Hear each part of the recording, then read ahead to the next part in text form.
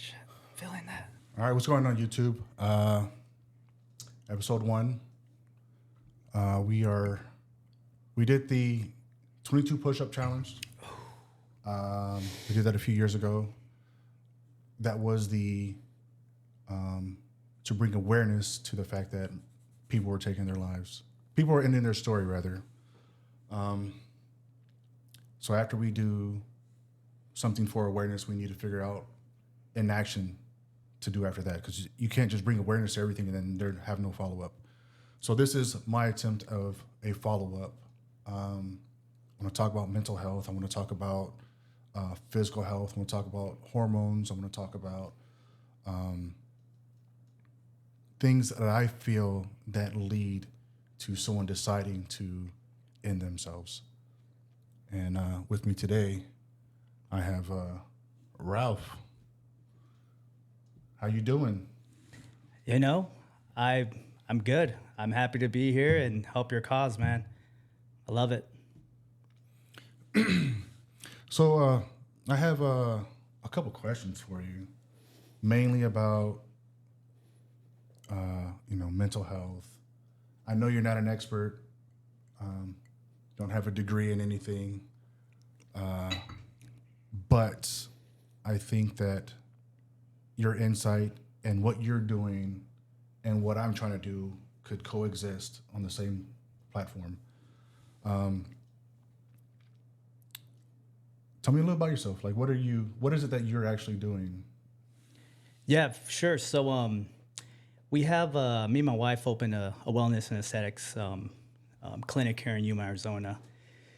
My wife, she's a nurse practitioner. So we, along with aesthetics, we do wellness. Like I said, we do hormone therapy, which is, HRT as we know it. And, we help people also with weight loss. We do semaglutide, that kind of stuff. And also, I'm an online coach. Me and my wife are both online coaches at the moment. And, we just find a lot of gratitude helping people out, with their goals and their struggles and that kind of thing. So I was having a conversation with a few people the other day, and they didn't know what HRT was. What exactly is it?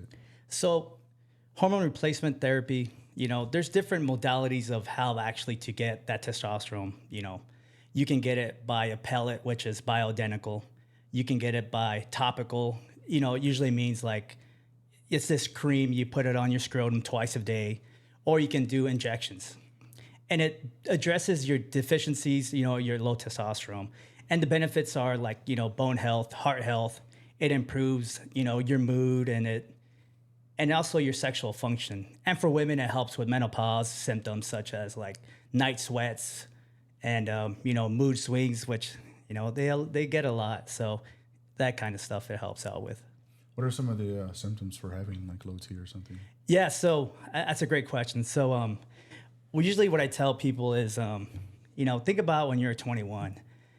Whether it was in college or working, you're able to work all day or study all day. And then you can play, sports, and you can go to the gym and see, increases in mass and, strength. And then later that day, you're able to go to the bar and drink all night. You're drinking all night. And at 2:00, the bar closes and you still have this urge and desire to want to have sexual intercourse, and then you're able to keep this erection and then go to bed for 3 hours and wake up and do the next thing again. And it's like, why? It's because your testosterone. We felt invincible. We felt this lot of energy. And so compare yourself to where you're at now to when you were that age. So it's like, what are the shortcomings that you have? Low energy. I've been going to the gym, I'm just stuck in a place where I can't get rid of this fat, or I just don't have the desire to have sex, or I'm just tired. I'm very moody, irritable. Those are going to be your symptoms where, you should probably get your testosterone checked, get your labs done and go see a functional, medicine doctor, or go to your wellness clinic and, check your labs, see where you're at. All right. I know I need to get my stuff checked. That's for sure. So what else are you doing to help with your mental health? Besides testosterone and obviously doing this physical training. So, mental health, it's a big one. It's, you have your physical, where you want to be as far as your body physique and your health, that kind of stuff. And then you have your mental part of it. And then you have your spiritual part of it. I'm not talking about God, I need to find Jesus, stuff like that. It's about finding your purpose. So once you start being healthier, have those healthy habits, and then you have one aspect of your life, and once you find your purpose of what you want to do, podcasting, whether it's online coaching, whether it's, helping kids or giving back to the community, once you find that purpose, it's going to tie in with your mental health, and it's going to help, manage those stressors that you have.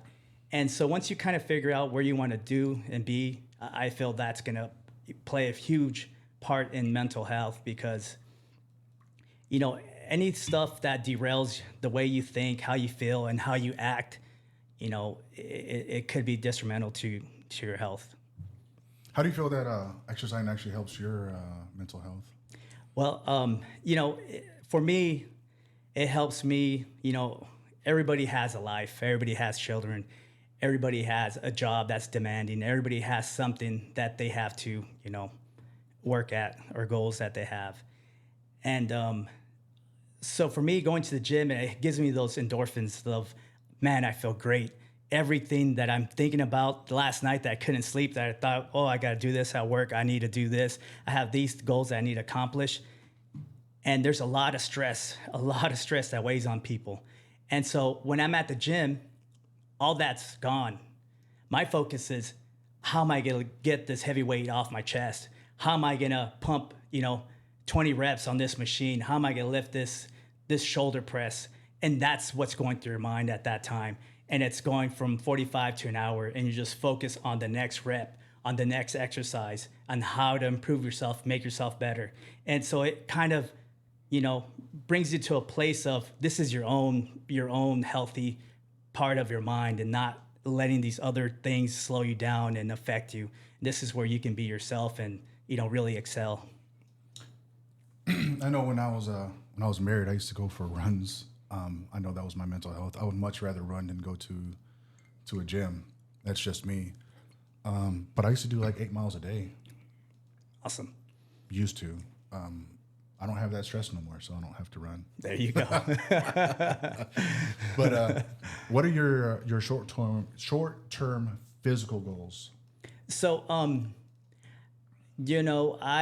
trying to lose a little of that little extra fat that I got, more so because, once you start doing this, putting yourself out there online, people are being more prone to be like, this guy has a low, body fat percentage. So he knows what he's talking about, even though you may have all your nutrition courses, you may have all your NASM certificates, you can have all the knowledge and understand how to help people and know where they need to be and how to get them there.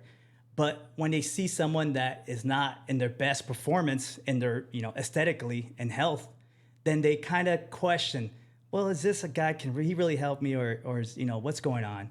So I kind of feel like, I need to be able to look a certain way to kind of help people, be like, oh, I can trust this guy because, he's got abs, or he's got this, and, and I can give them what I was before, what I am now, and kind of preach what I'm talking about and do what I'm actually saying I'm doing.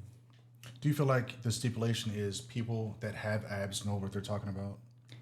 Because I had abs for a long time and I did nothing.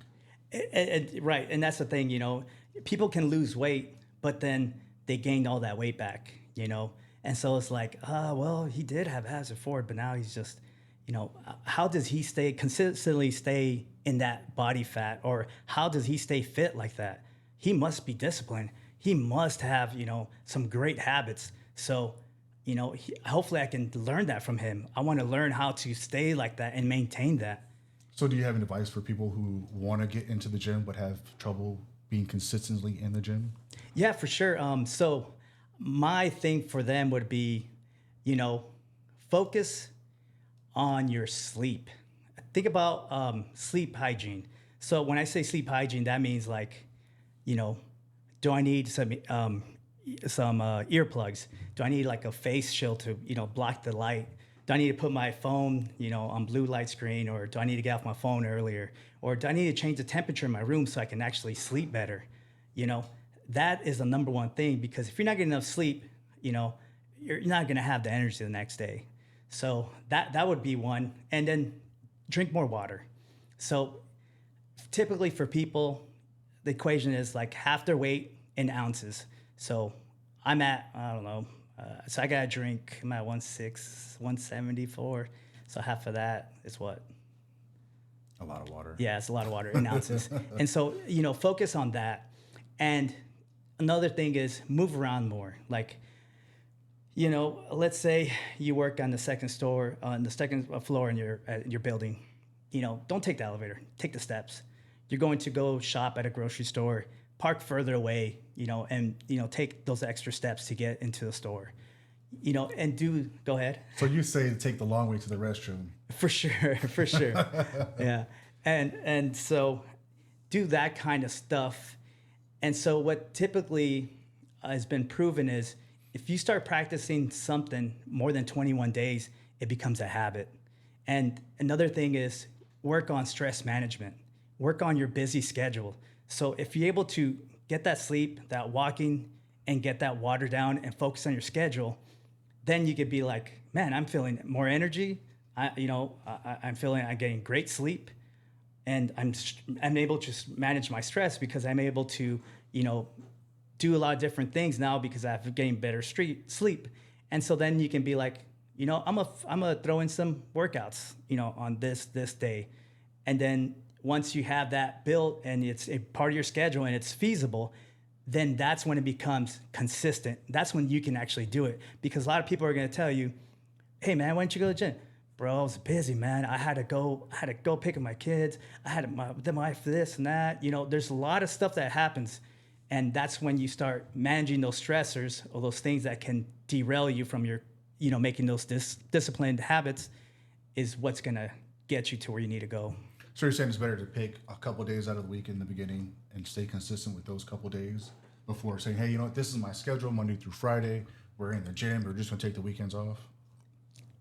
Yeah, so it's going to be what best fits your schedule. So my schedule could be a lot different from your schedule, clearly.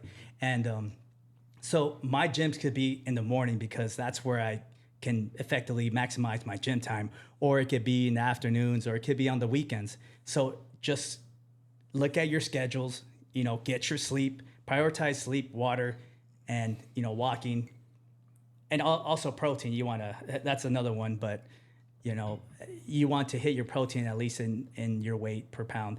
But that's what's going to help you make those positive, healthy habits and get those days into your daily routine, your workout days.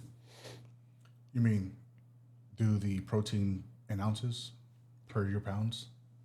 Correct. So it's the same as the water? In grams. In grams? Yeah. All right. Do you find it easier staying consistent in the gym with a partner that's supportive and also in the gym? So that's you know, subject to debate. So what happens is, you know, life happens all the time, right? That's everybody knows that. So, you know, you could have gotten in a fight with your girlfriend or your wife, and she has you up all night, and you're like, damn man, I gotta go to the gym next day, but this girl got me. You know, or hey, some stuff happened, you know, you had to take care of, and you look at your watch, oh man, it's kind of late. And so people are going to be like, you know, I didn't get much sleep. I'm not going to the gym tomorrow, you know. But when you have a gym partner, or you have someone that is going to require you there because you guys are working out together, so you're going to be like, dang it. You know, I can just tell him I'm sick, or I can tell him every excuse in the book, but you're still going to go because you kind of owe it to him. Mm-hmm. To be there for him and help him work out and, you know, push each other. So that's one thing, is that it creates discipline for sure, having a gym partner. Otherwise, you'd be like, nah, I'm gonna just sleep in. I could use 3 more hours of sleep. I'll hit it after work. But when you got that gym partner, it's like, oh man, I'm gonna hear it all day. He's gonna text me. He's like, where were you, man? I needed you, you know. And feeling that when someone says you didn't go to the gym, that hurts more than, you know, than actually going there and freaking working out with him, even if you didn't get that much sleep. I can see that. I mean, as much as I would like to go to the gym, I would rather have that extra sleep. For sure. And this right here has been taking up a lot more of my time than I thought it was going to. I wasn't even planning on doing this, and then I felt like out of a necessity, here I am, and I threw everything I had at it, all my attention, and this is an entirely new learning curve that I didn't anticipate on. It's not something that I ever wanted to do, but I kind of feel like I'm in a position to where I can effectively help somebody. And whether it's me being accountable to what I'm practicing, what I'm preaching, because this is what I'm preaching at this moment, mental health, physical health, and just being all around well to make sure that you're mentally there. So I'm at some point going to have to, put on my big boy pants and go to the fucking gym and not just run 8 miles a day. I love it. I love it. It's man. going to happen. It's. So how has your mental health been since you got back from Iraq, Afghanistan? When I first got back, I guess it brings me back to when I was in Iraq, So I joined the military with my best friend. We joined together. I kind of forced him to join. And he was okay with it, but his mom had a lot of pushback. Anyway, so we both joined. We went together. We joined in and, went into basic training, went to Korea. And then from Korea, went to Iraq. Anyways, we were in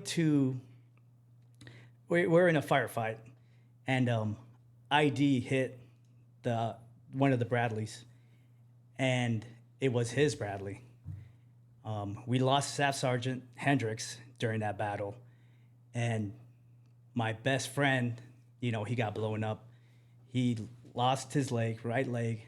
His right lung was, punctured. He fractured his left foot and leg. He broke several bones, and he had to get flown out. And so at the time I was just like, I was feeling sick to my stomach, man. I was just like, I was hurting, Up until that point when I was in Iraq, I was scared. I was scared for my life. I was just, in a place where a lot of us haven't been. But once that happened, I really didn't care about anything. I didn't care if I lost my life or not. And we did a lot of stuff out there that, it's not the best thing to do, but it stuff happened. Anywho, so fast forward, I ended up getting out, and but my best friend, he went to Walter Reed. He healed up. He's got a prosthetic now, so he's doing really well. He's doing excellent. He has a wife. He has children, and I just had a lot of guilt in me, a lot of regret, and just I felt like I was responsible to what happened to him. So that was holding me back a lot in life, and I was not, my best version of myself because, I had that stressor affecting me all my every day and, throughout my time, being back from being overseas. And I got out in 2006. This happened in 2004 when we were in Iraq. I didn't talk to him until 2018.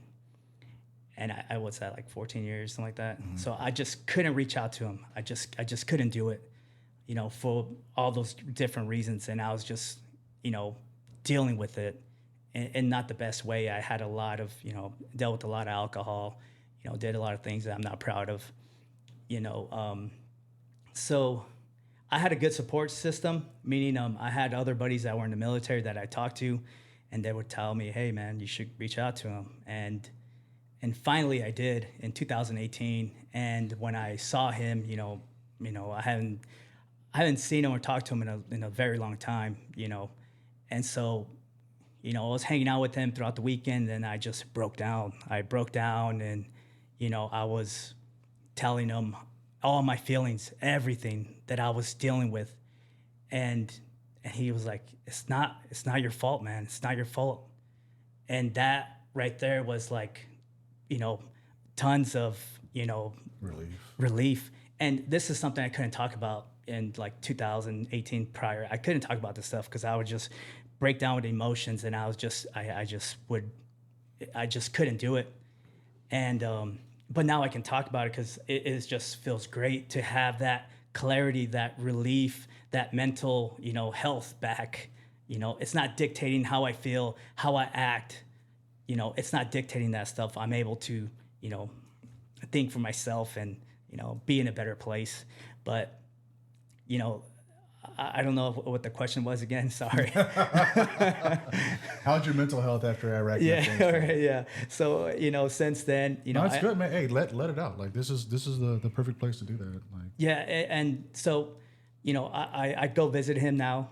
He's in Oklahoma, so I go visit him, and and now I remarried, and we have this online coaching, and we're also doing this wellness and aesthetics clinic. So I'm able to focus on my life and move forward and understand that what, it wasn't my fault. There's nothing I could have done to change that for him. But that mental health, it's a real thing, and it's and if it's not taken care of, if it's not addressed, if you're not getting counseling, and the VA did give me counseling, so that did help. But if you don't address it, stuff can happen. So stuff can happen that's not good, that you can't come back from. So I feel blessed that I was able to go to him and have that support and talk to him and just understand and let him tell me, and that's what I needed. But now I'm in a better place for sure. Yeah, I know you lost a lot of buddies. Seems like for a while there, everyone, or every time you turn around, it was like you're going to another funeral. Were any of those mental health, or was it just like we're old and we're falling apart? Well, it could. I would say there's obviously some mental aspect because these were military vets, and they weren't taking care of their health for the a lot of times this your mental health affects with how you think, feel, and act. So if you're mentally stuff going on, then you don't make those best decisions for your life. So it could have been that sort of stuff that was happening to a couple of buddies, but nothing I can think off a hand. But actually, I talked to I called a buddy of mine a few days ago, actually a couple weeks ago, and I had a sales call that I need to get on and talk about online coaching and how I can help them, whatever. So he called me, or I believe I called him, and I was just practicing on him, and when you're trying to find people's struggles and why they want to change, type of thing. And he's like, "Man, I couldn't really sleep last night." I was like, "Oh no, what's going on, man? Why not?" He's like, "Well, I had a few drinks and I just couldn't sleep, man. I've been drinking like 6 beers a night." I was like, "Jesus." He's like, "Yeah, man, I can't sleep." I was like, "Well, try not drinking alcohol, man. Try that." And here we are drinking alcohol. And he's like, This is tea. Yeah. I know what you're drinking. I'm drinking tea. And he's like, "I can't, man, because I won't sleep." I was like, he's like, "Yeah, I won't sleep, and I'll hear something, and I'll go look out my window, and I go see if someone's trying to throw a fucking grenade at me or trying to shoot me from the parking lot." And I'm like, "Damn." And I was like, and then I gave him some advice about, some stuff, sleep hygiene. And then, and I was asking more questions. He's like, right now I'm a little depressed, feeling lonely because I don't have friends and family, where I'm at. And I was like, just gave him some stuff to do, And so last week he called me up. He's like, "Hey, man, I just want to let you know that I'm drinking on the weekends only now. And it's only had 4 beers." I was like, "Fuck, that's fucking awesome." Yeah. And he's like, and I walked the dogs. I took him out for hikes, and fuck, man, I loved it. I felt great. I love doing that, taking them out and just running around with them. And I was like, fuck, that's great, dude. He's like, yeah, man. I was like, hell yeah. You know what? I'll call you next week to see, see what's going on. He's like, hell yeah, man. He's like, I appreciate it. I like talking to you. And I was like, I love talking to you. You're my fucking brother, So, you don't know what people are going through until you actually, ask them, talk to them. And, as dudes, we don't really talk about that stuff. I know that because I really don't. But once I've taken this role on to be an online coach, I feel myself listening a lot more, and understanding people and asking those questions. And I think a lot of people need to do that because you just don't know what people are going through. You don't know what kind of mood they're in or what's going on in their life. There's going to be a lot of things that are affecting you. And if you just ask those questions, and you can possibly help them, just like you doing this podcast, you can help those people. Someone might see this and be like, you know what? I'm going to call my buddy I haven't talked to in a year. Hey man, how you doing, brother? Yeah, I'm doing good. Well, elaborate on that good. Yeah. What does good mean to you? Well, I'm about to get kicked out of my house, stuff like that, And then you'd be like, oh, damn, I didn't know that. Yeah, how can I help you? He's like, well, I mean, talking is working, And so maybe you can get them some help or you can help them in some way. So, I really like where this is going. And, this podcast is fucking tremendous. That's when you asked me to be on here. I was like, hell yeah, man, I'll do this. But that's what I think about that. So, I mean, like I said, it is I don't want to say that we've been neglected, but I think there are a lot of people out there that are just, they don't want to ask for the help. And I don't know if it's pride. I don't know if it's arrogance. I don't know if it's liquor courage, but there are a lot of people out here who just don't want to ask. And you'd be surprised. Like I got a buddy who's he's actually in Texas, and he did like four years and some change, and he ended up getting in trouble. I'm not going to say his name or anything. He ended up getting in trouble, but he did his first 4 years honorably. And I told him, yo, go to the VA because you rate it. Like that stuff that you rate. And he finally took the time out, went to the VA, like sucked up his pride, and now he's getting help. Like this whole time, he didn't think that he rated anything because he felt that he had fucked up. And I understand we all make mistakes, but at that moment, like he wasn't at fault for. I mean, maybe it was at fault for what he did, but it was a one-time thing that cost him a lot, and he just didn't want to ask for, like, hey, just let me go get medical, or let me get my head checked out because I did go to Iraq before I got in trouble. Yeah, that's great. That he's getting help now, and I talked to a lot of vets. A lot of my clients, a few of my clients are vets, and part of my intake, I ask them a bunch of questions, about where they want to be at, their goals, stuff like that. What's holding them back? What can you do better? How can we fix this? And another one was, are you getting VA benefits? And one guy said no. I was like, and I don't want to be like, what do you mean no? You need to get your benefits. And so I was just like, all right, well, I want to help you. I want to help you, put your file into intent, and I want you to find your records, and that way we can go through your records, see what you can put in for, and I told if you don't go with me, if I can't help you, get to your goals, but I want to help you at this at least, so don't feel obligated because I'm going to help you with the VA stuff. I'm going to help you because we all did time in the military.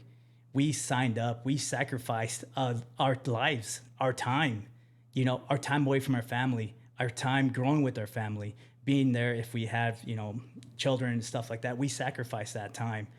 And I told him, you signed up. You did your 5 years and you got out. So, anything that has to do with the VA and you you should get those benefits because you did that. A lot of people don't sign up for stuff.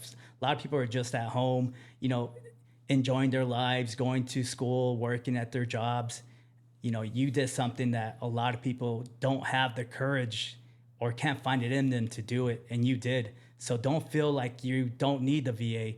You did this, so you're gonna get compensated. You're gonna get money from the VA, and I said, and I'm going to help you get that, because that's how I was. I was like, I don't need the VA. I don't need them.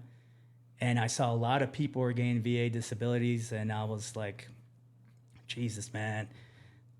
I was like, I was hit with an IED. I can't hear from my, right side. I was knocked out unconscious, and I'm like, and I'm not getting no VA benefits. And it was like, So you kind of like half-ass listen to everything? what's that? You kind of half-ass listen to everything? Yeah, for sure. That's why I said that.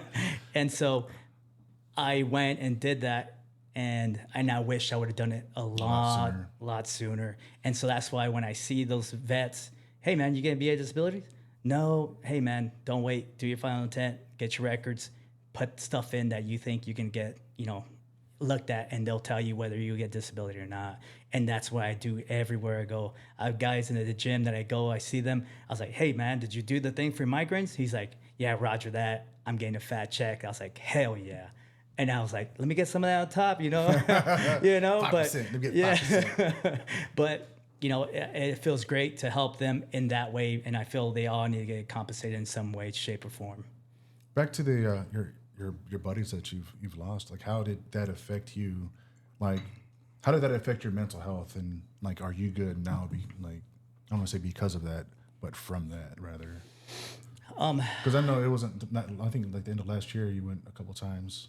Yeah, for sure. So I understand them, and I knew them really well. They're really great friends of mine. So, I wish I still have them here 100%, but, I understand that, where their health was, and I knew something, possibly could have happened. And I reached out to him several times to be like, hey, well, we should try this or do this. And, for whatever reason, his heart stopped working, and he passed. Was that more of a lifestyle thing?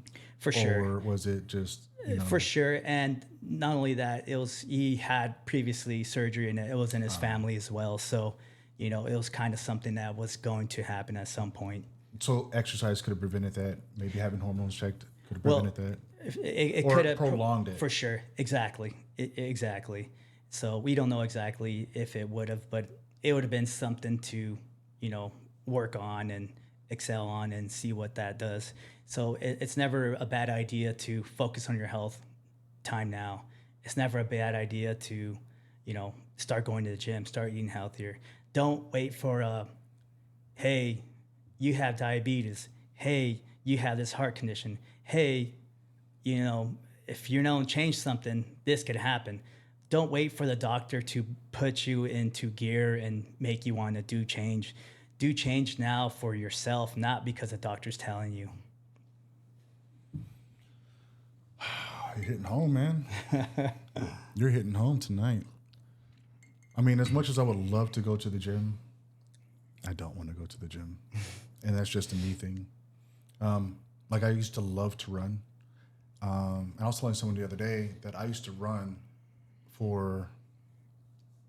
it's been proven that running helps you come to terms with things that are going on in your life. So I used to just strap up my shoes, put on a headset, and just go. And it was just me in the road. And I had no choice but to think about my day. I had no choice but to work on me.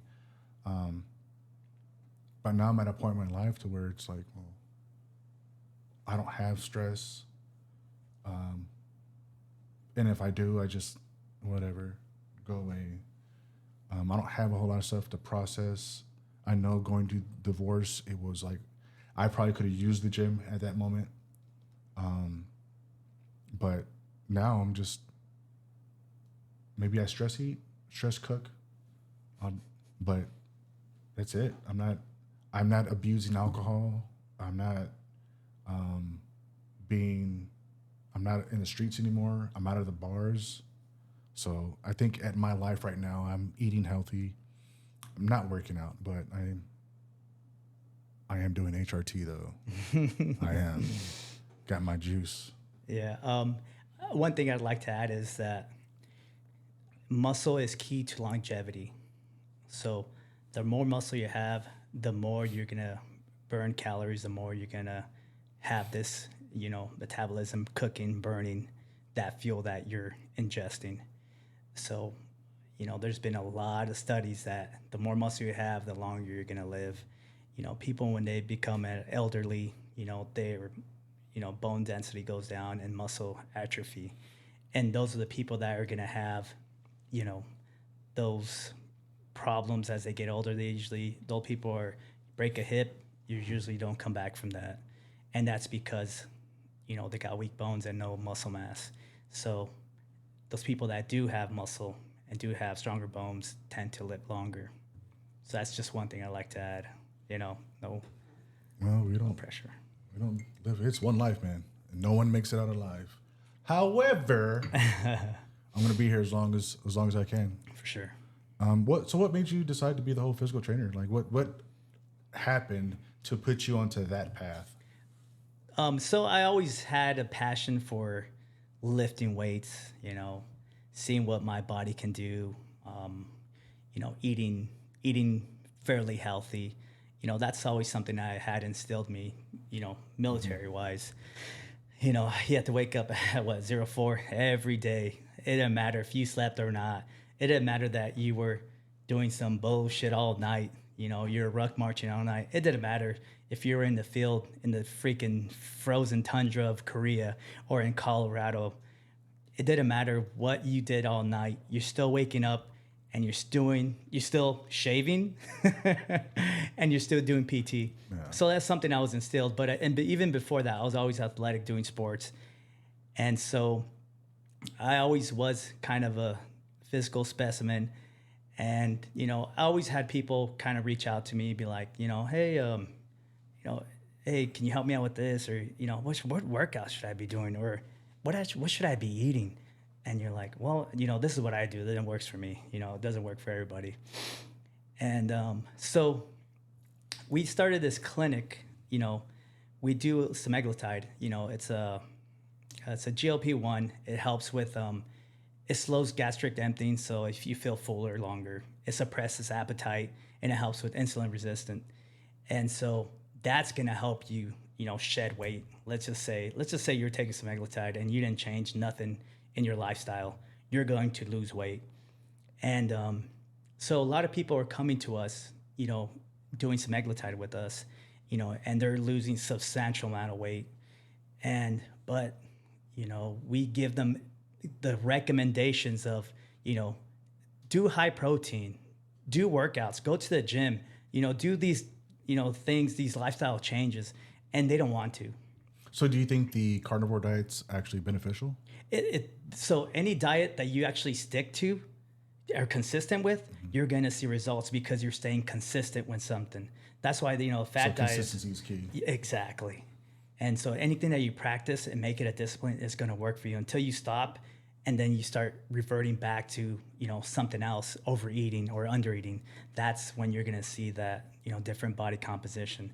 So, and so we thought, me and my wife started, doing nutrition courses in doing the NASM, and let's help our patients, and not only just help them, let's help other people, that we can reach out to, and so that's kind of where my past, where I kind of already had that helping people out, but now I can actually get paid and do it as well.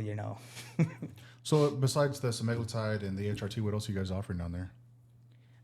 We did a lot of cosmetic stuff, Botox.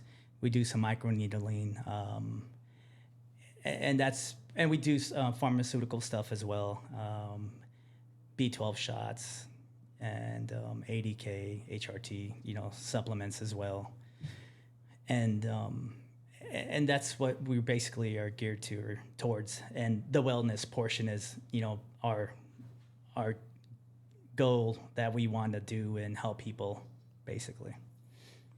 All right. So what do you have planned for 2024? Like, what's your big plan for 2024? Well, I want to, you know, scale my online business. You know, I want to be able to, you know, help as many people as I can, and you know, help put myself out there, you know, and just help people, you know, with their struggles. You know, a lot of people have struggles. You know, whatever reason is, you know, they want to feel better. They want to be, you know, have better appearance. They want to lose the fat because they want confidence. They want to feel better naked. They want their spouse to be like, you know, I don't like this dad bod. I want this, you know, I want this sexy man, you know, next to me. And so a lot of people have their whys of why they actually want to change, and they want to just be there for their kids and have energy to be there and play with them, be there for their wives. And a lot of times they're coming home and just tired, and they're just, you know, overeating and not feeling good. Well, so I got a real question for you now. Yeah. You think the NFL's rigged? Oh man. Oh man. You know, You think the Niners got there by script or what? God, I want to say that they got there because, you know, they're the best team in the goddamn NFL. Do you think that the Chiefs got there because of Taylor Swift? You know, Because I heard that there's going to be a proposal in the 50-yard line well, I mean, at the Kelsey, Super Bowl. Imagine that. Imagine her saying no. right? Well, Kelsey has been balling out, you know, so whether that's because of Taylor Swift or not, you know, I do see. I mean, wouldn't you want to show up for your girl? Right, exactly. So I do see how that could be viewed that way, where, you know, the outlier was they didn't anticipate Taylor Swift. And now that she's there, they're like, we got to rewrite this. You know, Baltimore was supposed to be there, but now let's get Chiefs in there, because what better story is that? So I don't think it's rigged, because the 49ers were planned to win, and they're still going to continue. They're still going to win next Sunday. So Niners were my team for a long time until Iraq in 05. I remember we were getting bombed and people were talking about sports. I was like, you know what? Fuck this. Fuck sports. I'm over here about to die, and all you guys are talking about is fucking sports. They're getting paid fucking buku money, millions of dollars to throw around a football or a basketball or a baseball, and here I am like dodging bullets, fucking like in a bunker because we're getting indirect fire. I was like, you know what? I'm out. And I wrote it off. I mean, I'll still watch it, but I'm not like, oh, I'm going to go buy a jersey. So one thing I do want to go watch a football game live. For sure. I mean, I'm sorry. One thing to add to that, so, you know, there's one thing is that when someone has a passion, same as you, and whether it be football, you know, gym, doing podcasts, helping other veterans, you make connections. So if you met that person at a football game, you make that connection with that person, and you know, you make connections with a lot of different people. And what I'm talking about is, you know, you become friends, and then you help each other out. And you don't know, this guy could be, you know, a person that you really need in your life to, you know, help you grow or move you forward. And so, you know, maybe football's not for you, but for some people, that's all they got. That's you know, all they got. that's all the purpose they have. But they make those connections, and they have a support system that, you know, where we rally for this team, we got each other's back, and that's what they need. And it's just like anywhere else, the gym. Let's rally together. Let's help. Let's push. Let's get these gains. You know, that's their way connection to other people and helping them grow in their life. So, you know, whether you meet people, you know, through football or not, you know, it's still you're making those good connections with people. So what's your 5-year plan? Oh man, my favorite plan is 5-year. 5-year plan. Yeah, I thought I said that. So my 5-year plan for sure is, you know, I want to buy my time back. So I want to, you know, get my online business, scale it, get other coaches underneath me, scale that, and have coaches, you know, helping many people as I can. And I want to be there to help them help other people and buy back my time, meaning I can now help my family. I can help my mom. I can help my sisters. Hey, I'm going to help you get a home. I want to help you, with this, whatever reason, whatever thing I can help them with, help my kids, help anybody that I can, because I have that monetary, that I can do stuff like that and help in every way I can. I'll be able to help veterans. So when I say buy back my time is I can do what I really want to do. My purpose here is to help other people. And if I can do that, oh man, I'll feel blessed. I won't feel anything. I don't care how much money I have, as long as I can give people, help people in that way. That would be blessed. Well, just remember that we're family too. Gotcha. Just remember that we're family too. But in the whole research of this whole like mental health thing, I came across something that was kind of disturbing, and it kind of fucked with me a lot. I found out that most guys don't get flowers until they're dead. But Oh man. not you, my friend. Oh man. That's wonderful, man. God. Just know that you're loved. Like You've this been a lot. homie for a long time. And Yes, I didn't sir. want you to be one of those guys that didn't have flowers until I didn't want to give you flowers in, the last day. You know what I mean? For sure. You can tell Heather that I did it. Wow. I can put a girl's name on it if you want. I appreciate this, man. I mean, you're making me blush, man. it makes. But Go ahead. I recently found out about it, and it was fucking like this. I was like, damn, I've never got flowers. I told someone about it yesterday, and then she sat there and she was like, you know what? I just like buried a friend not too long ago, and I gave him flowers, and it was the only time that I gave him flowers. So I was like, I gotta get Ralph something. I gotta get him. I appreciate it, man. It's from the heart, right here. Yeah. Like it, man. I don't think I've ever got flowers. Yep. Oh man. It's recorded now. You know what? It makes me rethink my relationship with Yeah, my it makes wife. you rethink that relationship. Am I getting flowers at home? Fucking I'm getting you not. drunk and flowers. I better get some. You know, I like this. I can do this more often. But I'm going to end it here, and I'm going to switch out these bottles because this is Some good stuff right there. it's the good stuff. I'm going to put that away. But for all of you guys, if you guys are having issues and you need some help, you can call 988. That is the crisis line, the suicide line. Understand that the world is a better place with you here.